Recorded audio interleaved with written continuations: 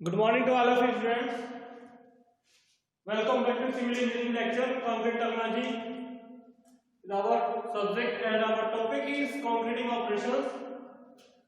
The unit is concreting operations and the topic is framework. Formwork is also our next topic. Formwork.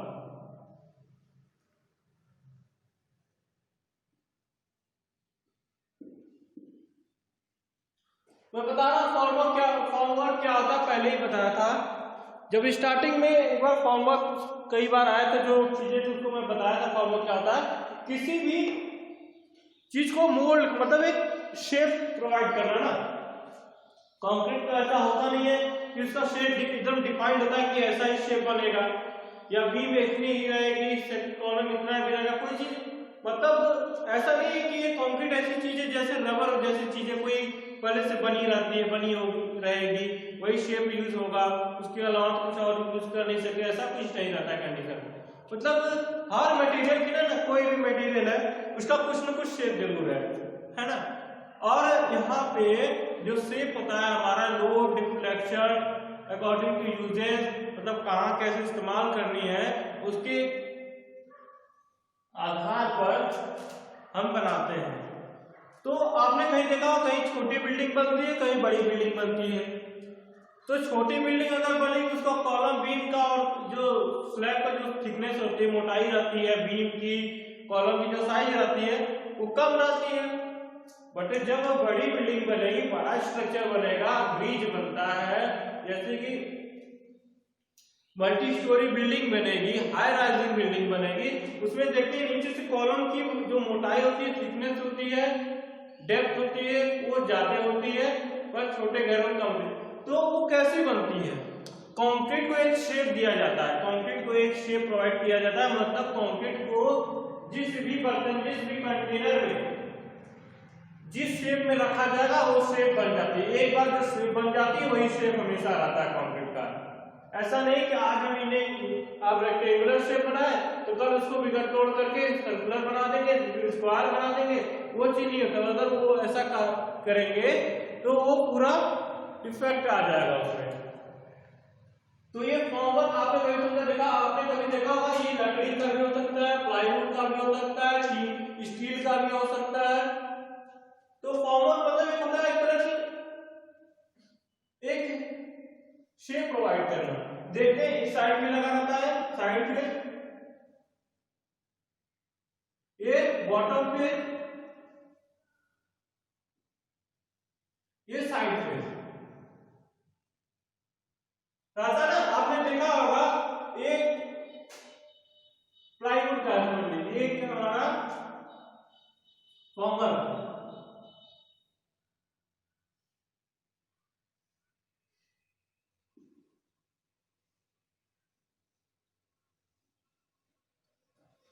इसके अंदर concrete को डालेंगे ना, इसके अंदर अंदर जो कंक्रीट और स्टील रहता है, इसके अंदर कंक्रीट रहता है, कंक्रीट का एक कलर लेयर रहेगा इसके अंदर। ये नहीं में थोड़ा बहुत गैप रहता है, इसके अंदर गैप नहीं रहता है, जो एकदम अच्छे जो कंक्रीट रहता है ना। मैं आपको समझाने के लिए बता रहा हूँ, आपको ये समझाने के लिए बता रहा हूँ। जब कंक्रीट रहता है ना वो डायरेक्ट कांटेक्ट रहता है इससे, इसके बीच में कोई कांटेक्ट और कंक्रीट और फॉर्मवर्क के बीच में कोई लेयर नहीं होता। एक ऑयलिंग ब्लेड की जाती है, ऑयलिंग की जाती है, पतली से ऑयलिंग की जाती है, क्योंकि एक दूसरे को सेपरेट करने के लिए, ताकि ये जो फॉर्मवर्क जब निकाले ना तो आसानी से निकल जाए। इसमें चिपका डर है ऑयल की वजह से, ऑयल की वजह से जो स्टिकिंग होती है कंक्रीट पे चिपकती नहीं है, तो इजीली रिमूव किया जा सकता है इसको। तो यही मैं आपको एक बता रहा था कि फॉर्मवर्क में जैसा भी फॉर्मवर्क शेप बना है, रेक्टेंगुलर है, स्क्वायर है, जो भी शेप है, तो जो शेप रहेगा तो कंक्रीट में जिस शेप में कंक्रीट को रखेंगे ना तो कंक्रीट वही शेप ले लेगा उसका। तो ये होता है इसका बेनिफिट। बिना फॉर्मवर्क के, बिना मोल्डिंग के, बिना साइज शेप दिए कंक्रीट को हम कहीं यूज नहीं कर सकते। जब तक हम उसको कोई शेप नहीं प्रोवाइड करेंगे तब तक कोई स्ट्रक्चर हम कैसे बनाएंगे, हमको कैसे पता चलेगा ये स्ट्रक्चर कैसा है, क्या है। तब एक फॉर्म देना ही पड़ेगा। तो ये तो हमारे देखिए कि फॉर्मवर्क के बारे में बताया, इसका बात जो छोटी छोटी पॉइंट्स है उसके रिगार्डिंग, तो वो भी देखा जाएगा। तो ये फॉर्मवर्क समझ में आ गया होगा इसमें से।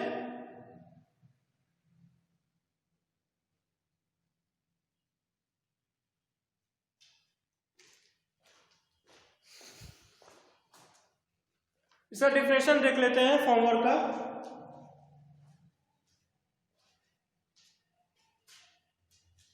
Formwork is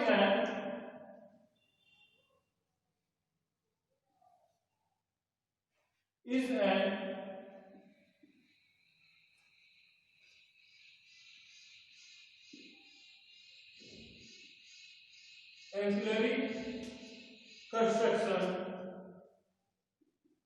construction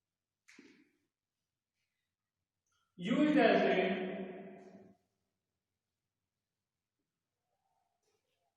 mold for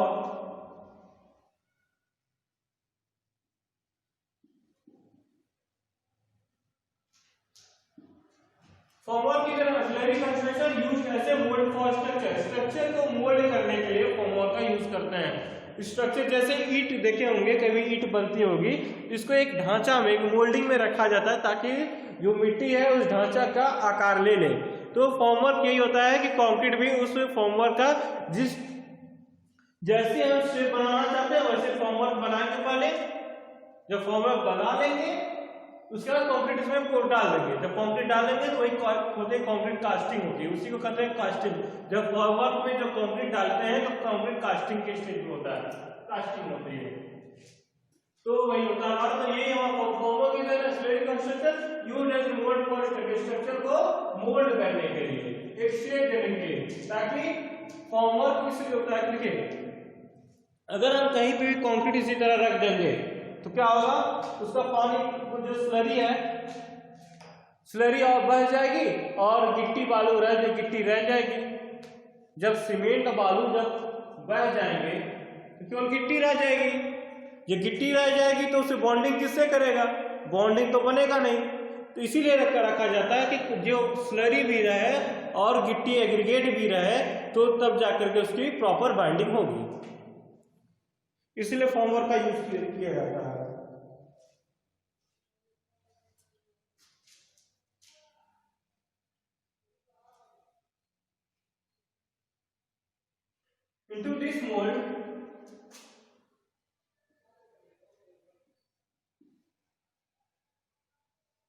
Into this mold, fresh concrete is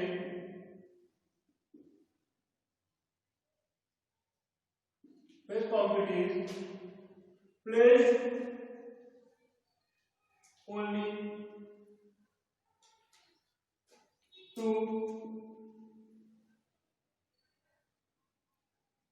harden subsequently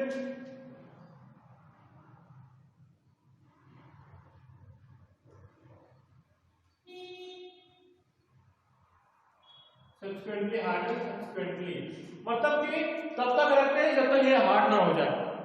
formwork को तब तक नहीं रिमूव करते, तब तक नहीं निकालते जब तक कि कंक्रीट हार्ड ना हो जाए। या प्लस या कुछ क्राइटेरिया भी होती है, कुछ हाइट के अकॉर्डिंग क्राइटेरिया होती है कि हाइट पे रखेंगे इतने हाइट में इतने दिन तक फॉर्मवर्क रखना चाहिए।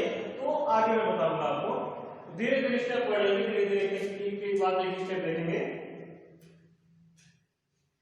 Economy next, economy in formwork.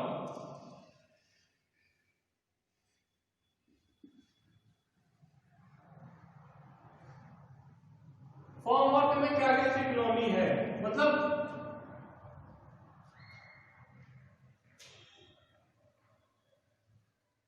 पहला the plan of the building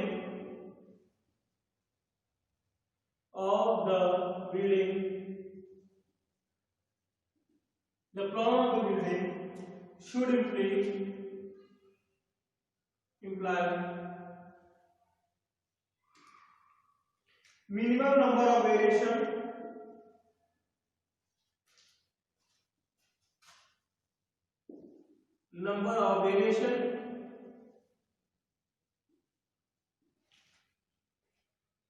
in the size of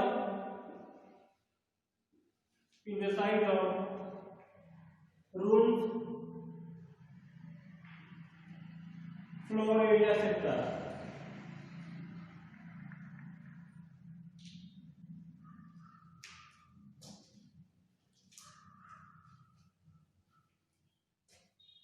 next, design should be perfect,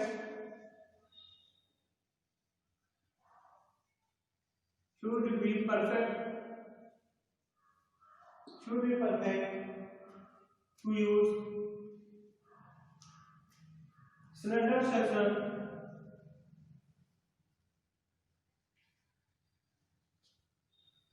only in most economical way.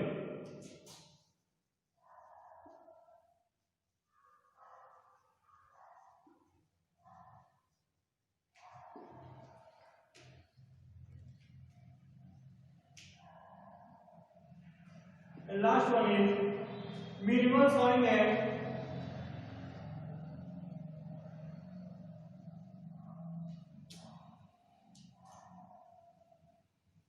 and cutting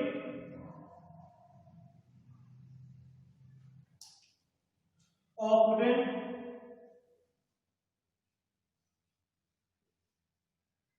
wooden pieces should be made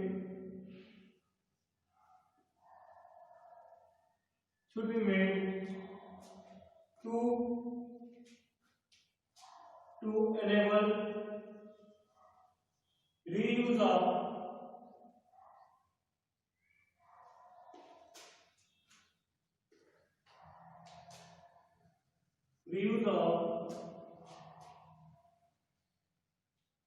of the material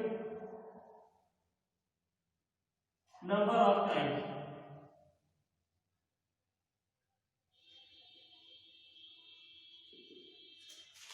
ये economy है। Economy मतलब क्या होता है कि ऐसी चीजें ऐसे काम करें ताकि हमारा खर्च कम हो।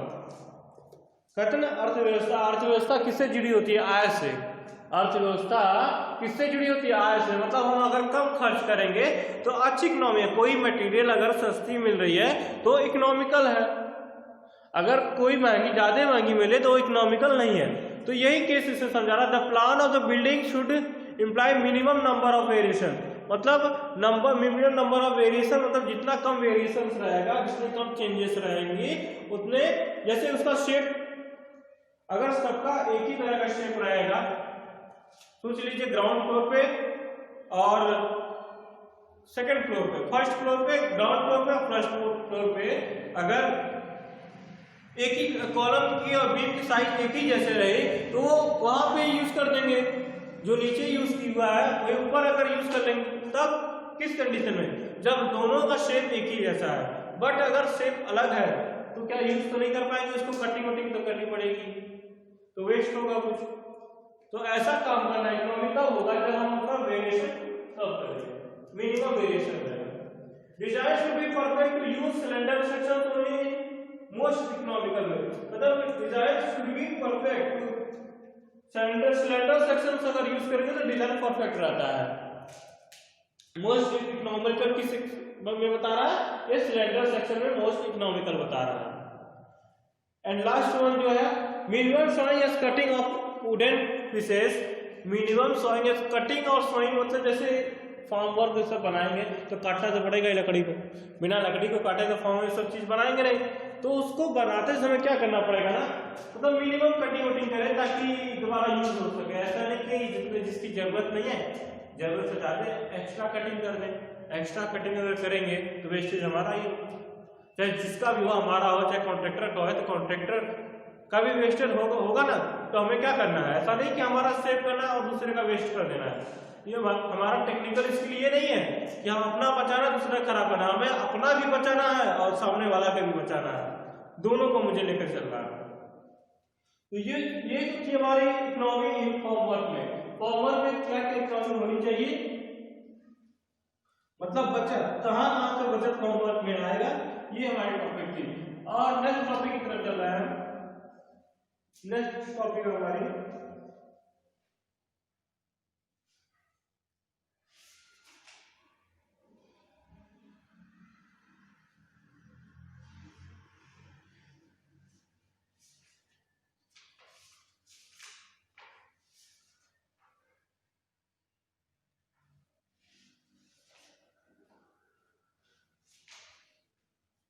थोड़ा सा ये जो फॉर्मवर्क जो टॉपिक है ना, थोड़ा सा बड़ा टॉपिक है, काफी कई लेक्चर, एक दो लेक्चर और लगेगा फॉर्मवर्क कंप्लीट करने में।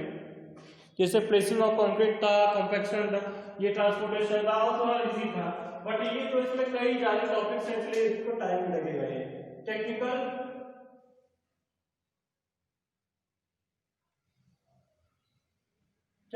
Requirements of homework.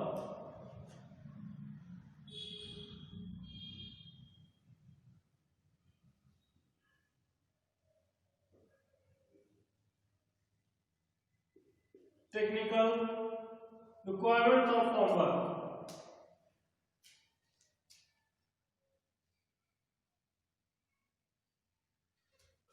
First step forward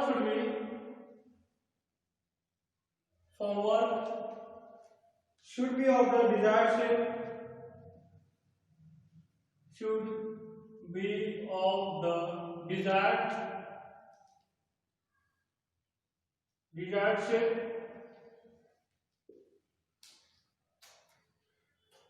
size and fit at the location of member,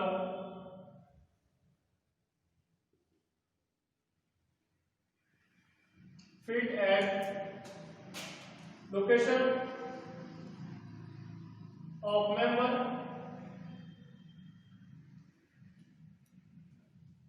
in structure according to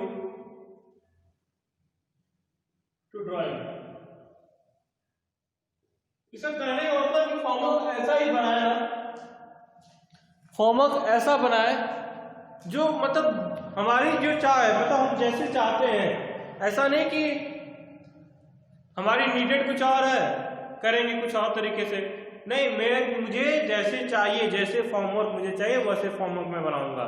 जो साइज लोकेशन ड्राइंग में फिट होगी, जो ड्राइंग में दी हुई है फॉर्मवर्क का साइज, जो कंक्रीट का साइज, मेंबर का साइज दिया हुआ है, उसी के साइज के अकॉर्डिंग ही हम क्या करेंगे, ये फॉर्मवर्क बनाएंगे। ऐसा नहीं कि हम अपने अकॉर्डिंग बना देंगे, जो ड्राइंग में जो डायमेंशन ड्राइंग में दिया रहेगा उसी डायमेंशन के अकॉर्डिंग बनाएंगे। अगर डायमेंशन में दिया है 23 बाई 23, अगर 23 सेंटीमीटर बाई 23 सेंटीमीटर बना गया तो 23 बाई 23 का ही हम आपको फॉर्म बनाएंगे। ये होगा हमारा first homework. Shall be carefully selected for required free surface,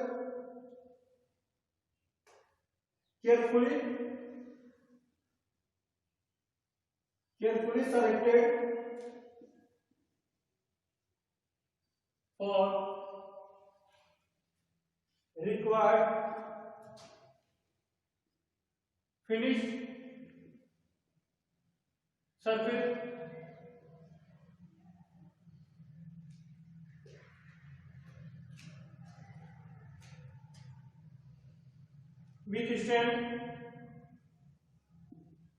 withstand the pressure of fresh and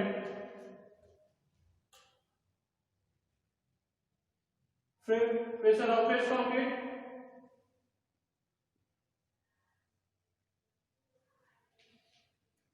and working load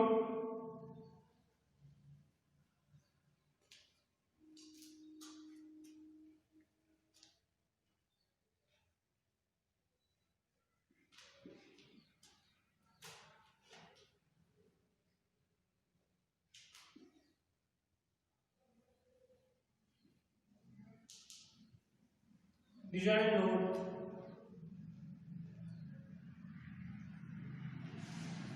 during construction period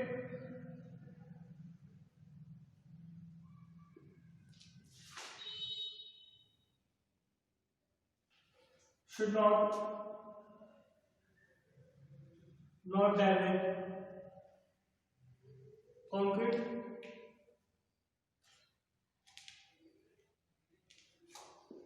panels of the formwork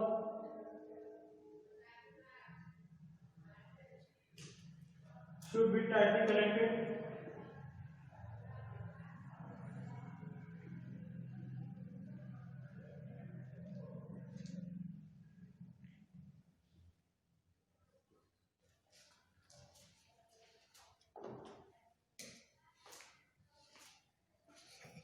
देखिए ये तो हमारे पॉइंट टेक्निकल रिक्वायरमेंट ऑफ फॉर्मा की टेक्निकल रिक्वायरमेंट क्यों है वो मैं डिस्क्राइब कर दे रहा हूँ पॉइंट बाय पॉइंट। फॉर्मा should be of desired shape, वो तो बता दिया कि डिजायर्ड शेप जो ड्राइंग में शेप रहेगा उस शेप के अकॉर्डिंग ये बनाएंगे, ऐसा नहीं उसके डिफरेंस बना देंगे। Carefully selected for required finish surface, मतलब जो फिनिश सरफेस के लिए केयरफुली मतलब ध्यान देना पड़ेगा कि हमारा सरफेस कैसा आ रहा है, सरफेस अच्छा बने, मतलब ऐसा बनाए तो जो सरफेस हमारा है ना वो हमारा जो सरफेस है वो हमारा सही बने।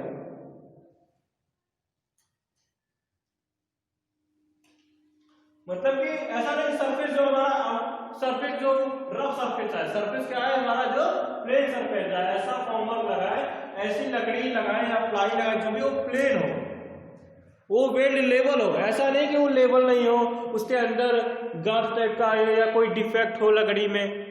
टिम्बर में मैंने पढ़ाया था ना बिल्डिंग मटेरियल में, तो उसमें किसी तरह का जो भी स्टील यूज कर रहे हैं या वुडन यूज कर रहे हैं या प्लाईवुड यूज कर रहे हैं तो उसमें किसी तरह का डिफेक्ट नहीं होना चाहिए। ऐसा नहीं कि उसमें इंसेक्ट लगा हुआ, दीमक खा गए हुए या फिर कहीं से टूटा फूटा है, ऐसा कंडीशन नहीं होना चाहिए। जो फ्रेश एकदम होनी चाहिए, वो एकदम सरफेस जो इसका ना एकदम स्मूथ होना चाहिए सरफेस, तो सही आएगा वो, तो सही सरफेस आएगा। अब नेक्स्ट क्या है, जो फ्रेश कंक्रीट का जो प्रेशर है ना, फ्रेश कंक्रीट का प्रेशर झेल सके, जो फ्रेश कंक्रीट की वजह से जब रखेंगे तो उसमें कुछ प्रेशर पड़ता है, उस प्रेशर का जो रहता है ना वो भी झेल सके, प्रेशर झेल सके। वर्किंग लोड मतलब काम करते समय जो एक्स्ट्रा लोड आ जा रहे हैं ना, जैसे ट्रॉली लोड हुआ, जैसे वर्कर लोड हुआ, उस लोड से गिरे ना हो, प्रेशर हैंडल कर ले। Next, support design load during casting period should not damage concrete construction, मतलब कि जो एक डिजाइन लोड मैंने दिया जैसे 20 किलो न्यूटन अगर वजन सह सकते तो उतना लोड सहे, कंक्रीट का लोड भी सहे, और जो कंक्रीट करते समय जो इंस्ट्रूमेंट यूज कर रहे हैं, वाइब्रेटर यूज कर रहे हैं, चाहे वर्कर हैं, तो अगर काम कर रहे हैं तो ऐसा ना हो कि उसके वजह से जो है शटरिंग नीचे चली जाए। हिंदी में इसको शटरिंग कहते हैं, मतलब जो साइड हम लोग वर्क उसको बोलते हैं शटरिंग बोलते हैं, इसको कॉम्बर को शटरिंग नहीं कहते हैं। अपने कॉम्बर का नाम तो बहुत ज्यादा ये हमारा टेक्निकल लैंग्वेज है, बट जहाँ पे साइड पे जाइएगा तो शटरिंग कहते हैं। तो जो शटरिंग होती है तो उस समय ऐसा ना हो कि वो गिर जाए। Panel of comber should be technical, जो पैनल से कनेक्ट करते हैं ना, जो कील का यूज करते हैं या साइड फेस के लिए यूज करते हैं ताकि बाहर ना जाए, या पैनल से यूज करते हैं, वो काफी टाइटली होना चाहिए। तो ये तो हमारा टेक्निकल रिक्वायरमेंट, तो ये हमारा जब एक बार साइड का आप देखेंगे ना तो सारी पॉइंटें आप ऑटोमेटिक क्लियर हो जाएंगी। ये रटने वाली चीजें नहीं है जो भी चीजें। तो आगे का जो नेक्स्ट टॉपिक है वो नेक्स्ट लेक्चर में कवर करूंगा मैं। Okay, thank you.